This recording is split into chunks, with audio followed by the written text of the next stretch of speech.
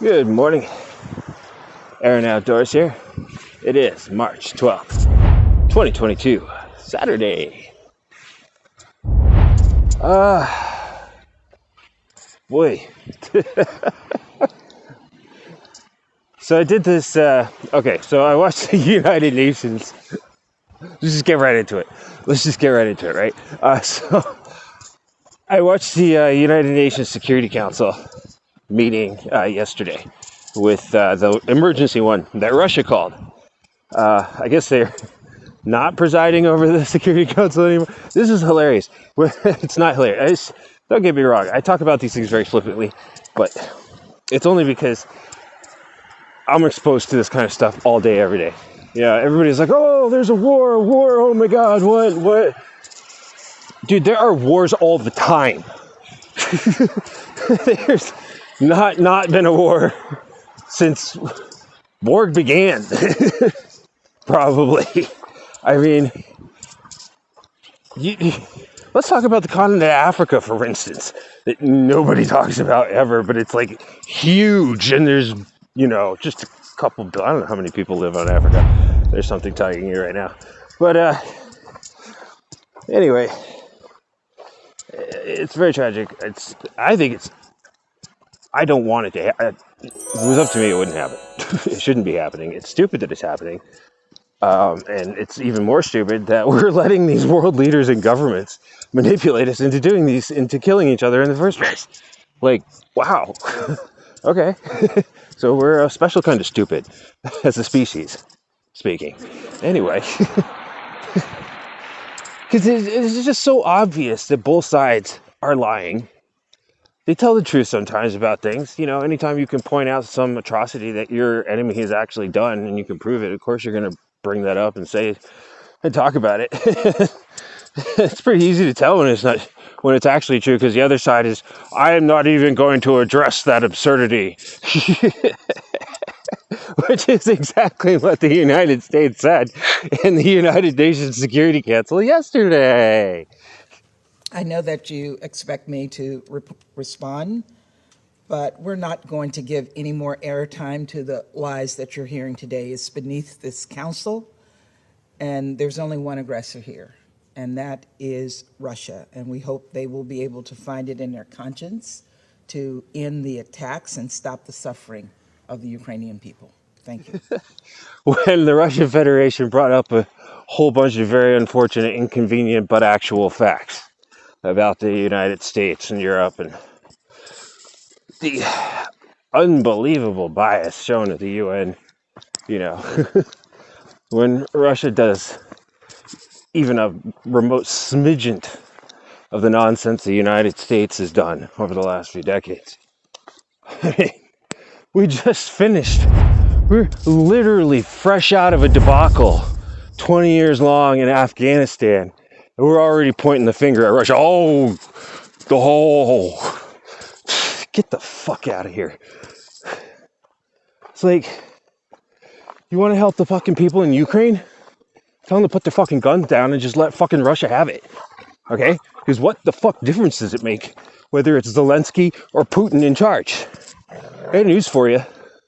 Up until this dumb war started, all these stupid fucking sanctions started flying around without consideration to the general public. The people of Russia were pretty fucking happy.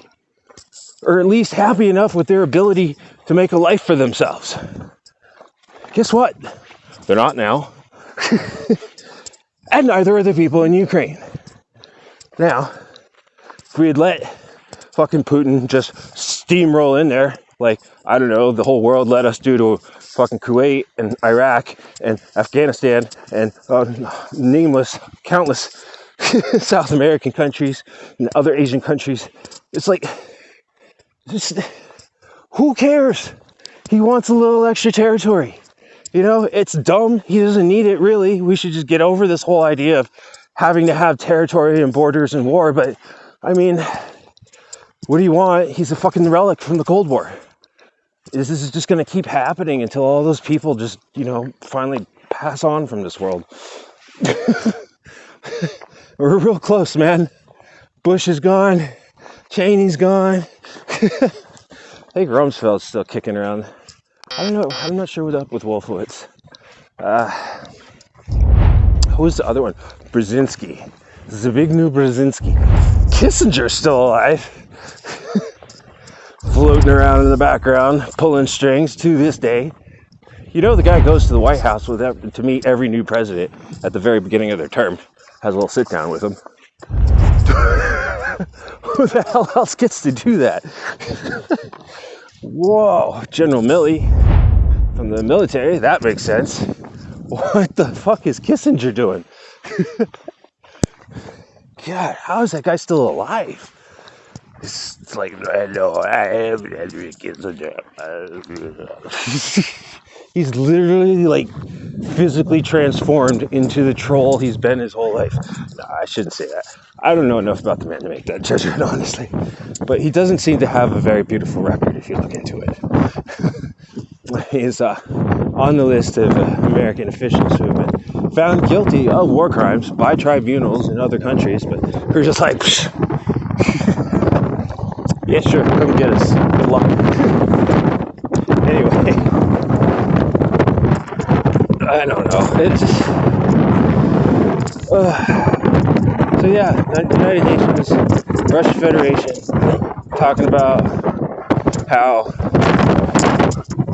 reminding us about Colin Powell and how he came in with fake information. He knew he was coming in with fake information, whether he thought it was justified or not. It's still bullshit, and it turned out to not be a justified war in any way whatsoever. So, regardless of what he may have thought, he screwed up, and he shouldn't have done it in the first place.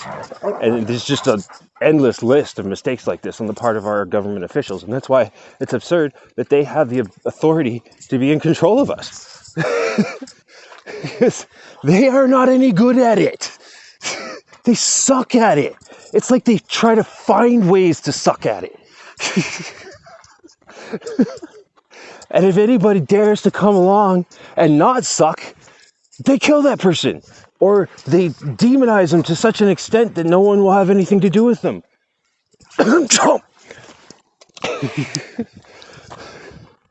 Anyway, it's exhausting. But it's also interesting. It's, gives me something to do. It's a lot to keep up with. It's a lot to learn. Becoming an expert in geopolitics. Hopefully, maybe that could translate into some kind of financially lucrative something. I don't want to say job. Real issues with the employee-employer relationship. I consider it a slave-master-slave relationship. Because I don't care who they are or what they came up with. At the end of the fucking day, they are paying somebody less money than what their work is producing in profit. And they're just taking it. Okay? Sure, give them a bonus for coming up with the idea or, getting the thing organized in the first place. Maybe a little something extra at Christmas, for taking on the extra responsibility of being fabulously wealthy and celebritized by the world. I was thinking about this morning. I was like, because I a lot of times consider the fact of this whole capitalist dynamic that requires poor people to exist. Try and tell me that capitalism doesn't require poor people to exist. Okay? Just try. Because that's the major flaw in it right there. That's why the socialists can always get a footing on it. That's why they have a base. Because capitalists refuse to acknowledge that very glaringly obvious fact of capitalism.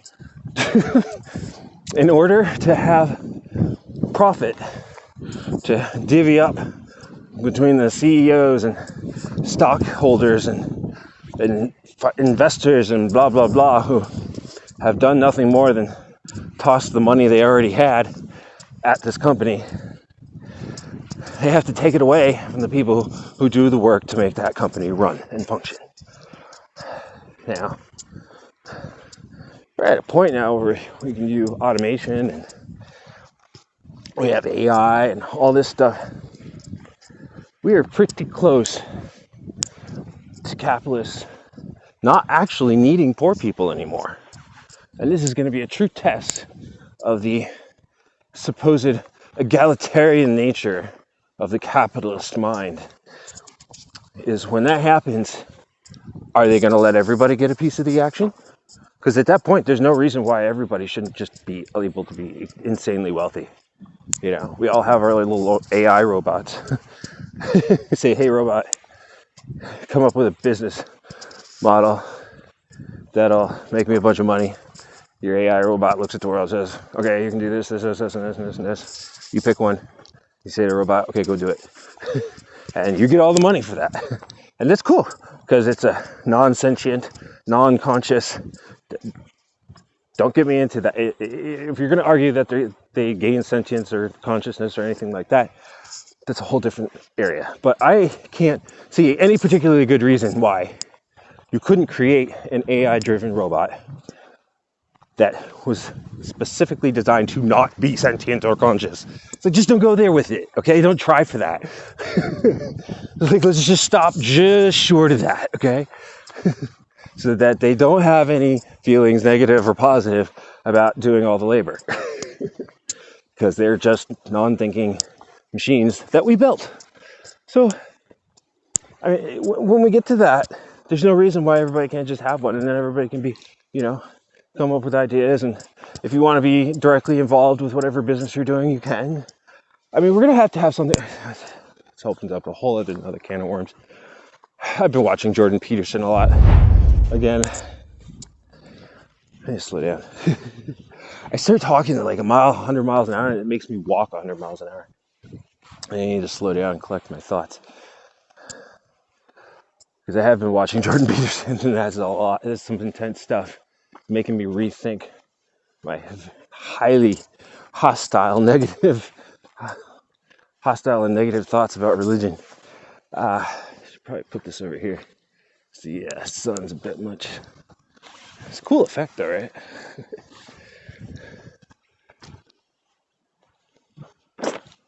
He makes an interesting observation that, from my own personal observations, I would have to agree with.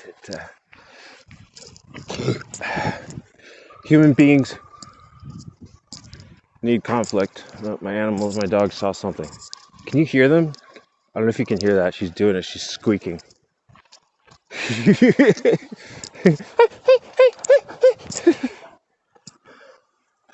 All right. Let me just pause this for a sec. All right, doggy's fine. Anyway, so yeah, humans need conflict. We need the problem solving, the problems. We need problems to solve, or we go insane, become suicidal, homicidal, sociopathic, all sorts of nasty, not cool things. And yeah, I gotta agree. There's a lot of evidence to support that. He also just talks about the purpose that religion fills, despite it being a myth. He acknowledges that it's a myth. And I saw something that he did recently that made me think that he was back on the religious choo-choo train. But at least at the time of this lecture series I was watching, it's called the Biblical Lecture Series. You can look it up on YouTube. It's incredibly interesting. I can't even tell you, but you gotta really sit down. You gotta really listen and take it all in, because it's he's doing what I do. And a lot of people do this because it's a really great way to figure things out, is to talk things out. So when he's giving these lectures, he's not working from notes, and he's not speaking with the intent of impressing his opinion of any kind on people, but rather he's just working through his knowledge of what he knows and what he's observed, and trying to find a truth in that. And so he's got a lot to say about the biblical texts and how they are It's still applicable to man, not in a literal sense though, but in like a philosophical or esoteric means of explanation of our existence, of consciousness, of our relationship with whatever creator is or is not out there, that sort of thing. Good. Sun's kind of in a weird place. I went out really early this morning, so I wanted to get out and back. Really. Anywho. So, yeah, what happens if we do all have those and we don't have any like real problems? But then it's short-sighted of me to think that there won't be some other new problem that will be so intense and so intricate and complicated that even with our AI robots, it'll still be a challenge. So, I don't know, we'll figure something out. And humans are great about creating problems when we don't have any, so there's really nothing to worry about there. I don't know why he was concerned.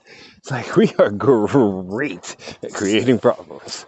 We are so good at creating problems. It's amazeballs.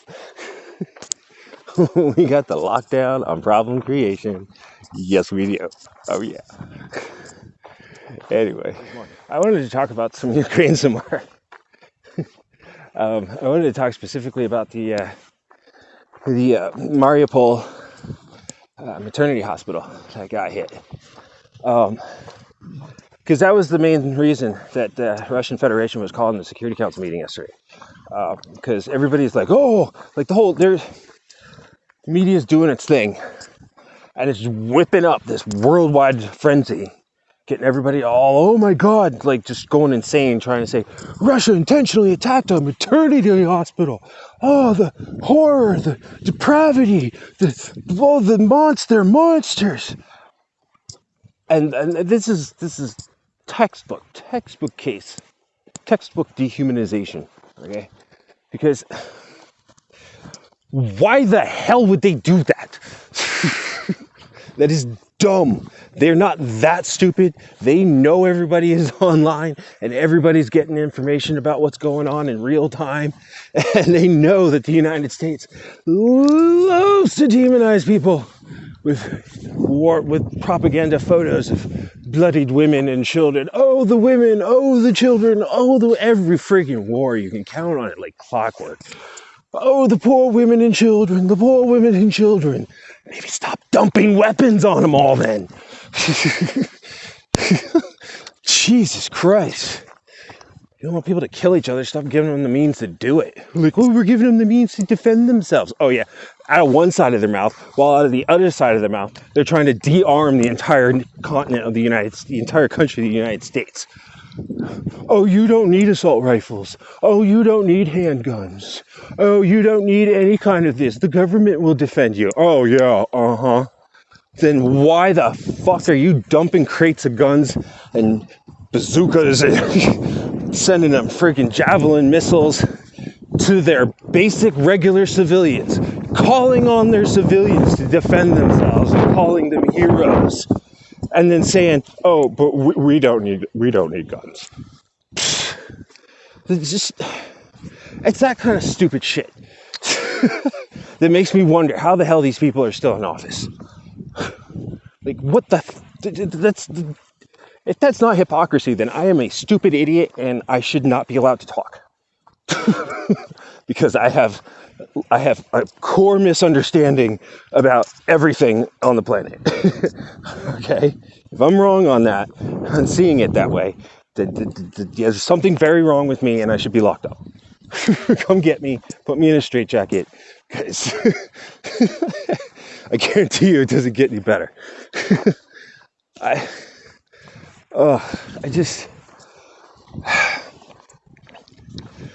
So, the Russian claim is that the notorious Azov battalion that I've been talking about nonstop since I found out about them set up a base in the maternity hospital. And that is why they attacked it. They said that they knew for a fact that most of the maternity hospital had been evacuated. Now, there are some claims that there were some people still there in the basement. I don't know why. Maybe they couldn't get them out. Or better yet, what I think probably happened, the Azov battalion was probably holding them. They've got a thing for doing the same thing that the Middle Eastern countries do, and using people as human shields.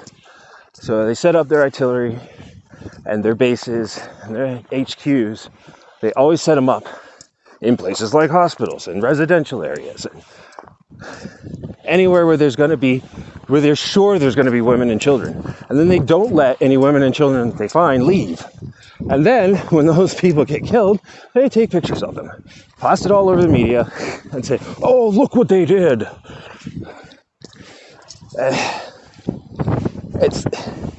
It's so obvious because it's like a lot of what Russia is doing is a playbook out of the United States foreign policy playbook. Everything that they're doing right now in Ukraine is the exact same thing we just did in a whole list of the whole Middle East. A whole bunch of Africa. And like I said before, we screwed up. We've been screwing with Cuba. We've been screwing with Nicaragua. We've been screwing with Guatemala. We've been screwing with... I mean, to try and wag the finger at them for anything is just nonsense. And it's just adding to the death and destruction by getting people all riled up and making them fight. What? Manipulating people into fighting? That never happens.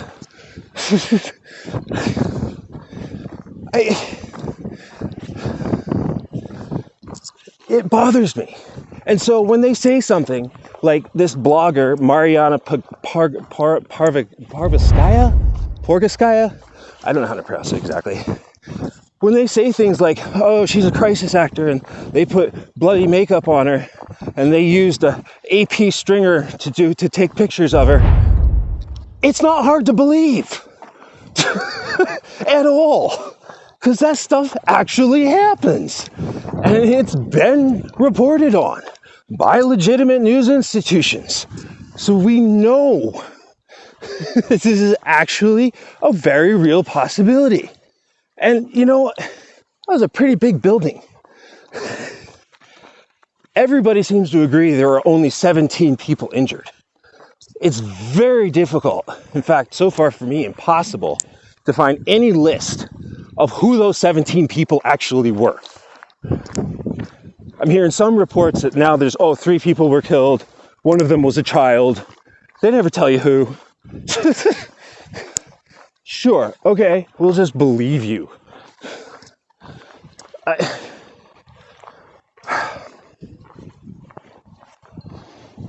Can we stop being gullible? Can we, please? Can we stop letting these bungholes just use us as chess pieces, literally? Zbigniew Brzezinski wrote a book called The Grand Chessboard. That's how they look at it. That's what we are to them. We are pieces on a chessboard. And they are playing a game with our lives. And we are letting them do it. And it makes me angry.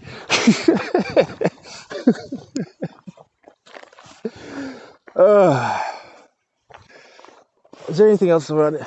I will say this. At one point, the Russian representative at the UN, I can't remember his name. It wasn't no.